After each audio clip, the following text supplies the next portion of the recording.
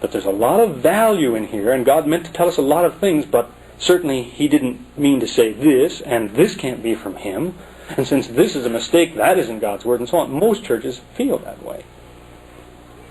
It's the one who says, he's the fundamentalist who says, no, history shows that the true Christian has always regarded every word in here as being from God. That's not true. He's never read history if he says that. You go right back as far as you want in the history of the Christian church, you'll find people within the church who disagreed with that. 17 centuries ago, who said, no, it's the message that matters, it's not the precision of the details. These were men. Sometimes they made mistakes. These are just history. It's the same as the Muslim would say about the narrations of the Prophet, hadith. They say, valuable, yes, but if you start to insist every word is true, you may get in trouble, because it's not the Quran. Quran comes to you as a revelation. Hadith, these are what men say. That's why we spend so much effort in trying to establish the truth of something, to say, it came from this man, and this man reported, and we check these things out. But they don't have the same status. What does history show? Well, this too shows the difficulty that somebody's in. If he tries to tell you, history shows that true Christians have always regarded this as divine, well, what's he holding in his hand when he tells you that? The Bible, which is what? History. And contains what? Mistakes. So, in effect, he's undone himself. He said, history tells us this. Mind you, this history, in fact, the one that's connected with my whole argument, has some mistakes in it. So, I'm not suggesting that's the Muslim position to say you can't trust history. I'm saying he should keep that in mind if he's putting too much emphasis on tradition, and yet the very sources of that tradition contain mistakes within it. So it is that we come back to another understanding of things. You see, as I mentioned this verse, Isaiah 40:8, where they say the word of our God stands forever. Well, it's true that some will give that a different meaning. They'll say, well, that doesn't mean the words that are in the Bible, the exact words, will stand forever. It means the message will not be changed, won't get lost. What God meant to say won't get lost in the shuffle. That, too, is a possible meaning. And it's a good idea for people who will separate words from message. And if somebody will do that, they'll tell you it's the message, not the precise words, that matter. Remember, he said that the next time he tells you that the Bible contains the Injil. Because what he's trying to tell you is the words of the Injil are in here. And you're trying to tell him, no, maybe the message, but not the words. In fact, you have an example of the kind of thing I'm talking about in Luke chapter 11 and in Matthew chapter 6 is the so-called Lord's Prayer, or the Our Father. Christians recite it, but in these two places where it's given by Jesus to say, pray this way, and he gives this prayer, there's two different versions of the prayer. They're very similar, but a little bit different wording. And as it happens, Christians choose one over the other. So, it's obvious when you look at this, well, Jesus' exact words are not reported then, are they? Because we have two versions of the same thing. So it must be his message, not the actual words that matter. Now it's important to remember that, if somebody will concede that point, that okay, it's the message, not the words.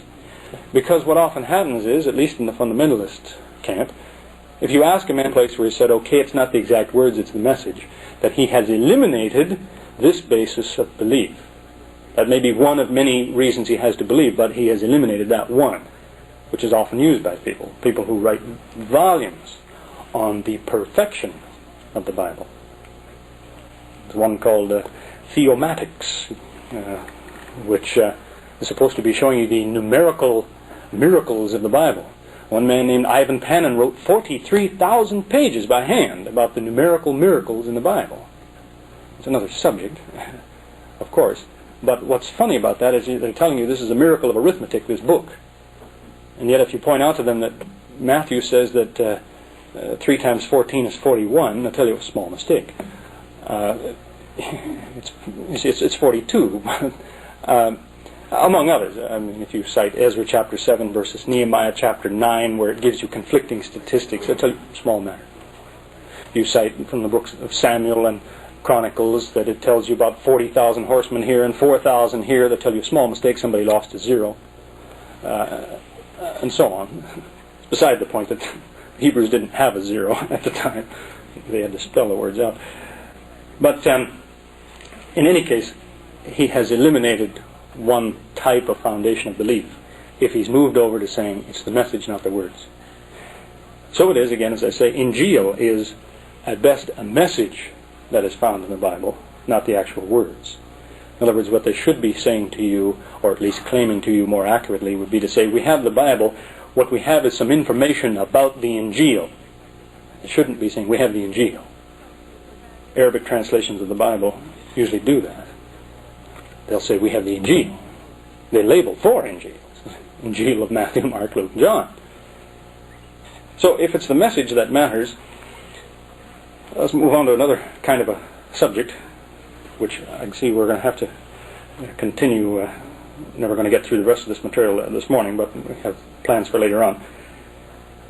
I also want to stress it is not the Muslim's job to reinterpret the Bible. There's a lot of misunderstanding about that. I'm sure if you have in the newspaper here a series of articles that I'd written some 2 or 3 years ago. The point of all that is not to go to the Christian and say, look, your book says this, you're wrong. The real meaning is this. That's not our job. Not telling him, you misunderstand your book. What it means is this. Our intention is to show, and this is the 4th important point I want to make, our intention is to show that what they are using as a foundation is an interpretation. You see, interpretation is not a foundation for something.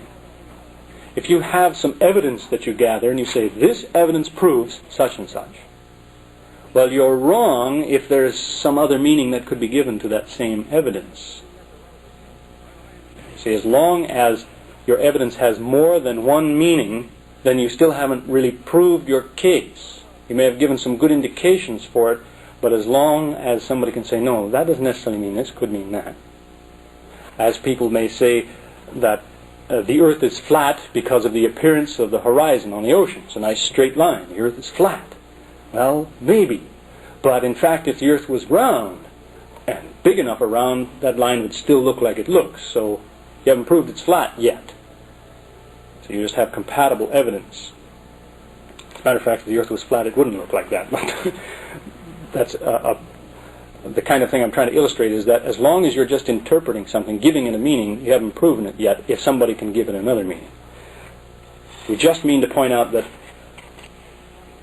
when people say this verse and this verse mean this, if you can say, but you know it could mean something else, could mean this and this and this, that doesn't mean you're insisting on your meaning. You're saying it could mean this.